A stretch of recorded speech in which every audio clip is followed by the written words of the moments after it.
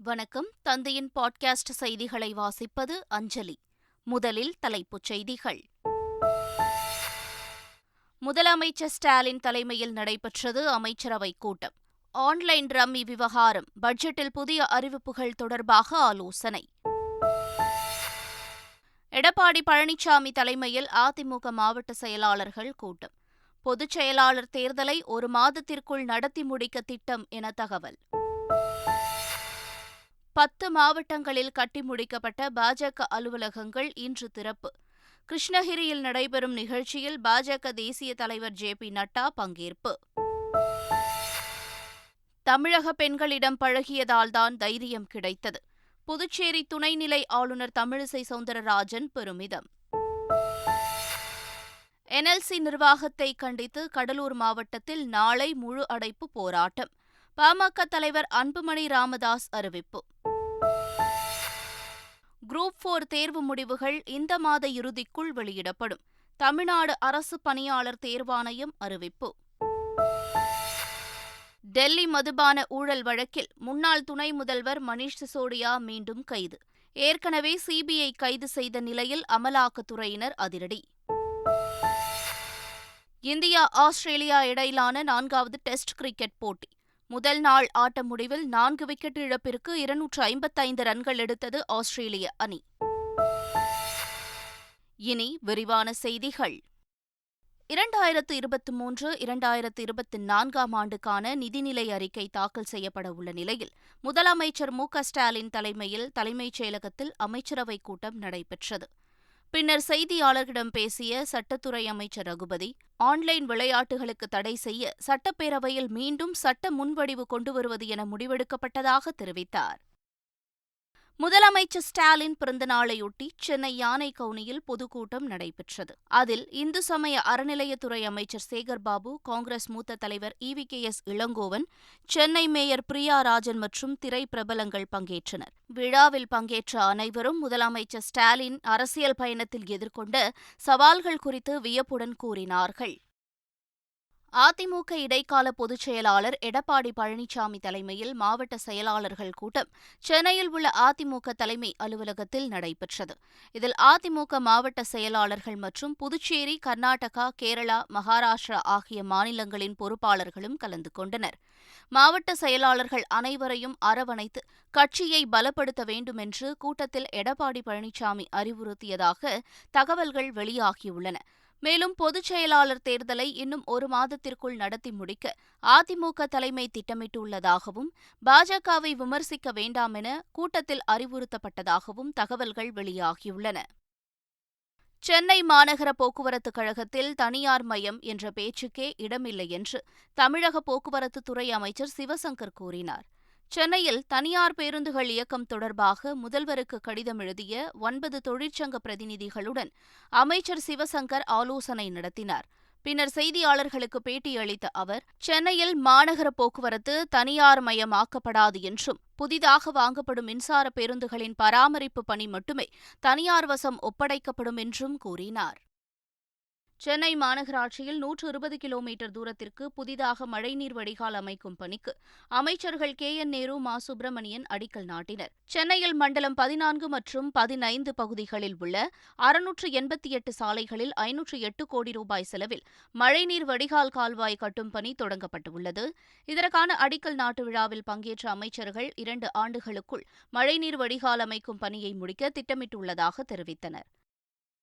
சென்னை தரமணியில் அமைந்துள்ள அப்பல்லோ புற்றுநோய் சிறப்பு மருத்துவமனையில் மார்பக புற்றுநோய் பரிசோதனை மேற்கொள்வதற்கான நடமாடும் மருத்துவ வாகன சேவையை தெலுங்கானா ஆளுநரும் புதுச்சேரி துணைநிலை ஆளுநருமான தமிழிசை சவுந்தரராஜன் தொடங்கி வைத்தார்.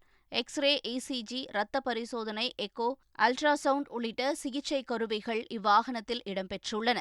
நிகழ்ச்சியில் பங்கேற்ற 20க்கும் மேற்பட்ட பெண் ஆட்டோ ஓட்டுநர்களுக்கு இலவசமாக மார்பக புற்றுநோய் பரிசோதனை மேற்கொள்ளப்பட்டது. நிகழ்ச்சியில் பேசிய தமிழிசை சவுந்தரராஜன், தமிழக பெண்களிடம் பழகியதால்தான் தைரியம் கிடைத்தது என்றார். இன்னைக்கு தமிழ்ல கவர்னர் உரையை ஆற்றியதும் இதெல்லாம் இறைவன் கொடுத்த வாய்ப்பு. இதெல்லாம் எப்படி வந்ததுன்னா, உங்களோடு பழகி உங்களில் ஒருவளாக இருந்து உங்களை போன்றவர்களுக்கு ஒரு முக்கியத்துவம் கொடுத்து ஊக்கம் கொடுத்து அதனால் வந்தது. அதனால் நம் வாழ்க்கை வாழ்வதற்குத்தான், மகிழ்ச்சியா இருப்பதற்குத்தான். அதனால மகிழ்ச்சியாக இருங்கள். சென்னை செங்கல்பட்டு இடையே இயக்கப்படும் சர்க்கார் எக்ஸ்பிரஸ் ரயில் சேவை புதுச்சேரி வரை நீட்டிக்கப்படும் என்று மத்திய அமைச்சர் அஸ்வினி வைஷ்ணவ் துணைநிலை ஆளுநர் தமிழிசையிடம் உறுதியளித்துள்ளார்.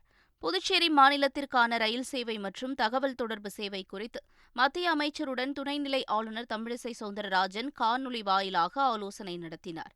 அப்போது தமிழிசையின் கோரிக்கைகளை ஏற்ற மத்திய அமைச்சர் அஸ்வினி வைஷ்ணவ் இந்த உறுதியை வழங்கினார். இதற்கு துணைநிலை ஆளுநர் தமிழிசை நன்றி தெரிவித்தார்.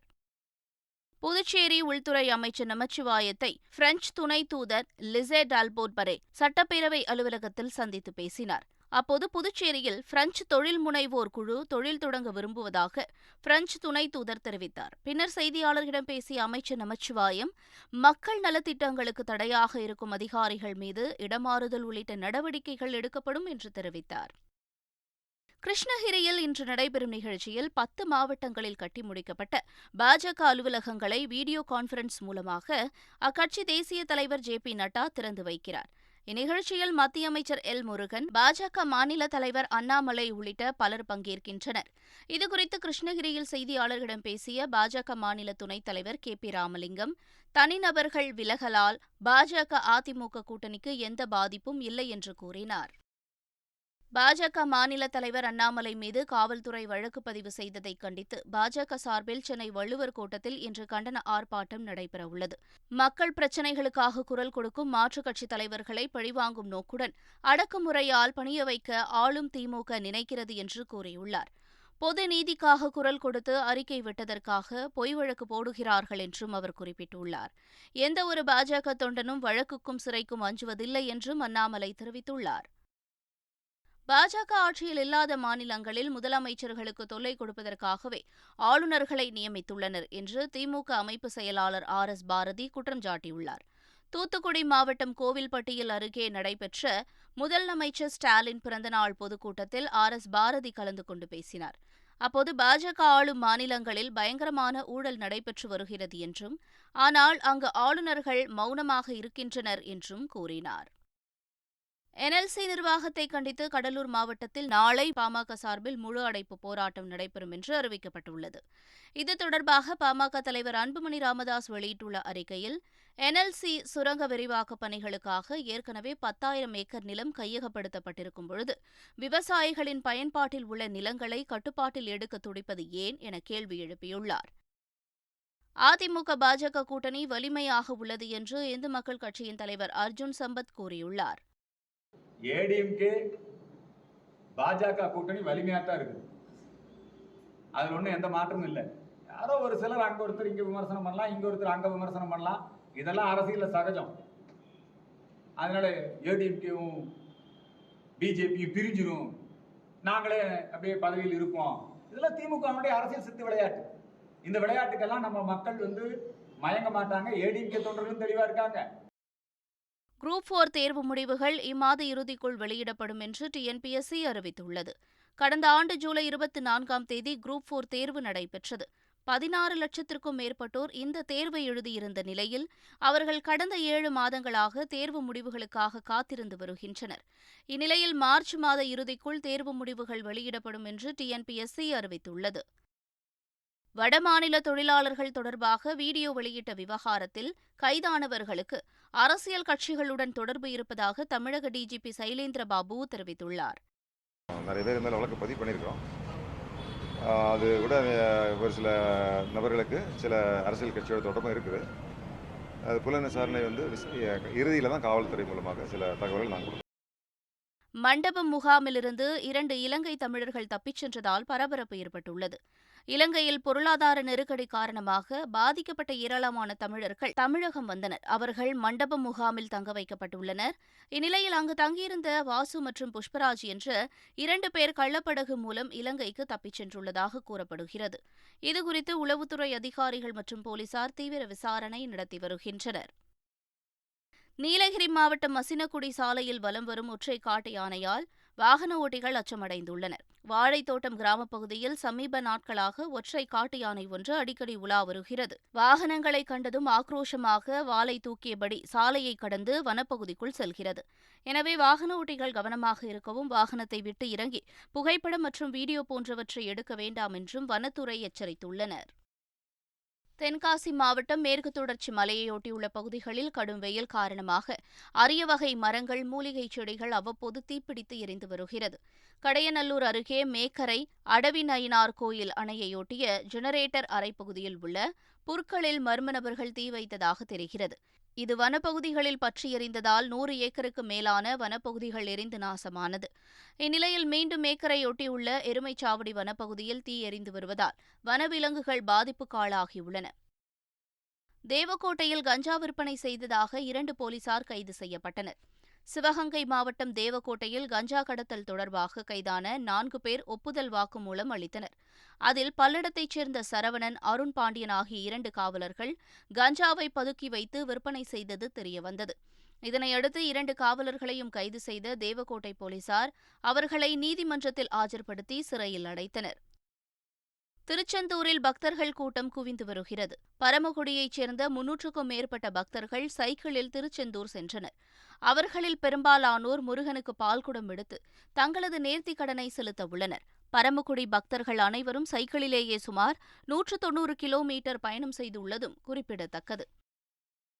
ஷாங்காய் ஒத்துழைப்பு அமைப்பின் உறுப்பு நாடுகளில் உள்ள தலைமை நீதிபதிகளின் 18வது மாநாடு இன்று தொடங்குகிறது. வரும் 12ஆம் தேதி வரை நடைபெறும் இந்த மாநாட்டை இந்திய உச்சநீதிமன்றம் நடத்துகிறது. நீதிசார் ஒத்துழைப்பை மேம்படுத்தும் நோக்கில் நடைபெறும் இந்த மாநாட்டில் உச்சநீதிமன்ற தலைமை நீதிபதி TY சந்திரசூட், நீதிபதிகள் SK கவுல், KM ஜோசப் ஆகியோர் உரையாற்ற உள்ளனர். இந்தியா ஆஸ்திரேலியா இடையிலான 4வது டெஸ்ட் போட்டியை அகமதாபாத்தில் பிரதமர் மோடியும் ஆஸ்திரேலிய பிரதமர் ஆண்டனி அல்பானிஸும் இணைந்து தொடங்கி வைத்தனர். டாஸ் வென்ற ஆஸ்திரேலிய அணி முதல் நாள் ஆட்ட முடிவில் ஆஸ்திரேலிய அணி முதல் இன்னிங்ஸில் 4 விக்கெட்டுகள் இழப்பிற்கு 255 ரன்கள் எடுத்துள்ளது. கவாஜா 104 ரன்களுடனும் கேமரான் கிரீன் 49 ரன்களுடனும் களத்தில் உள்ளனர். இந்தியா தரப்பில் ஷமி 2 விக்கெட்டுகளையும் அஸ்வின் மற்றும் ஜடேஜா தலா 1 விக்கெட்டையும் வீழ்த்தினார். மகளிர் பிரீமியர் லீக் தொடரில் டெல்லி கேபிட்டல்ஸ் அணியை 8 விக்கெட்டுகள் வித்தியாசத்தில் மும்பை இந்தியன்ஸ் அணி வீழ்த்தியது. நவி மும்பையில் நடைபெற்ற போட்டியில் முதலில் பேட் செய்த டெல்லி அணி 105 ரன்களுக்கு ஆல் அவுட் ஆனது. மும்பை அணியில் ஷைகா ஐசக், போங், ஹேலி மேத்யூஸ் ஆகியோர் தலா 3 விக்கெட்டுகளை வீழ்த்தினர். தொடர்ந்து விளையாடிய மும்பை அணி 15 ஓவர்களில் 2 விக்கெட்டுகளை மட்டுமே இழந்து வெற்றி இலக்கை எட்டியது. இதன் மூலம் 6 புள்ளிகளுடன் மும்பை இந்தியன்ஸ் அணி புள்ளிப்பட்டியலில் முதலிடத்தில் நீடிக்கிறது. சென்னை கிண்டியில் உள்ள நட்சத்திர விடுதியில் இளம் சாதனையாளர்களுக்கான விருது வழங்கும் விழா நடைபெற்றது.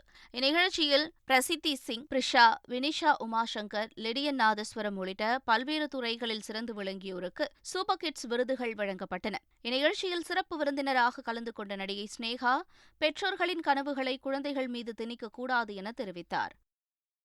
செங்கல்பட்டு மாவட்டம் சதுரங்கப்பட்டினத்தில் கமல்ஹாசனை காண குவிந்த ரசிகர்களால் பரபரப்பு ஏற்பட்டது. சதுரங்கப்பட்டினம் பகுதியில் தொல்லியல் துறை கட்டுப்பாட்டில் உள்ள டச்சுக்கோட்டை வளாகத்தில் கமல்ஹாசனின் இந்தியன் 2 படப்பிடிப்பு நடைபெறுகிறது. இதற்காக கமல்ஹாசன் உள்ளிட்ட திரைப்பிரபலங்கள் வந்திருந்தனர். இதை அறிந்த அப்பகுதி மக்கள் கூட்டம் கூட்டமாக வருகை தந்தனர். இதனால் பரபரப்பு ஏற்பட்ட நிலையில் பவுன்சர்கள் மற்றும் போலீசார் கூட்டத்தை கட்டுப்படுத்தி படப்பிடிப்பு தொடர்ந்து நடைபெறுவதற்கான சூழலை ஏற்படுத்தினர். மீண்டும் தலைப்புச் செய்திகள். முதலமைச்சர் ஸ்டாலின் தலைமையில் நடைபெற்றது அமைச்சரவைக் கூட்டம். ஆன்லைன் ரம்மி விவகாரம், பட்ஜெட்டில் புதிய அறிவிப்புகள் தொடர்பாக ஆலோசனை. எடப்பாடி பழனிசாமி தலைமையில் அதிமுக மாவட்ட செயலாளர்கள் கூட்டம். பொதுச் செயலாளர் தேர்தலை 1 மாதத்திற்குள் நடத்தி முடிக்க திட்டம் என தகவல். 10 மாவட்டங்களில் கட்டி முடிக்கப்பட்ட பாஜக அலுவலகங்கள் இன்று திறப்பு. கிருஷ்ணகிரியில் நடைபெறும் நிகழ்ச்சியில் பாஜக தேசிய தலைவர் JP நட்டா பங்கேற்பு. தமிழக பெண்களிடம் பழகியதால்தான் தைரியம் கிடைத்தது. புதுச்சேரி துணைநிலை ஆளுநர் தமிழிசை சவுந்தரராஜன் பெருமிதம். NLC நிர்வாகத்தை கண்டித்து கடலூர் மாவட்டத்தில் நாளை முழு அடைப்பு போராட்டம். பாமக தலைவர் அன்புமணி ராமதாஸ் அறிவிப்பு. குரூப் 4 தேர்வு முடிவுகள் இந்த மாத இறுதிக்குள் வெளியிடப்படும். தமிழ்நாடு அரசு பணியாளர் தேர்வாணையம் அறிவிப்பு. டெல்லி மதுபான ஊழல் வழக்கில் முன்னாள் துணை முதல்வர் மணீஷ் சிசோடியா மீண்டும் கைது. ஏற்கனவே சிபிஐ கைது செய்த நிலையில் அமலாக்கத்துறையினர் அதிரடி. இந்தியா ஆஸ்திரேலியா இடையிலான 4வது டெஸ்ட் கிரிக்கெட் போட்டி. முதல் நாள் ஆட்ட முடிவில் 4 விக்கெட் இழப்பிற்கு 255 ரன்கள் எடுத்தது ஆஸ்திரேலிய அணி. இத்துடன் பாட்காஸ்ட் செய்திகள் நிறைவடைந்தன. வணக்கம்.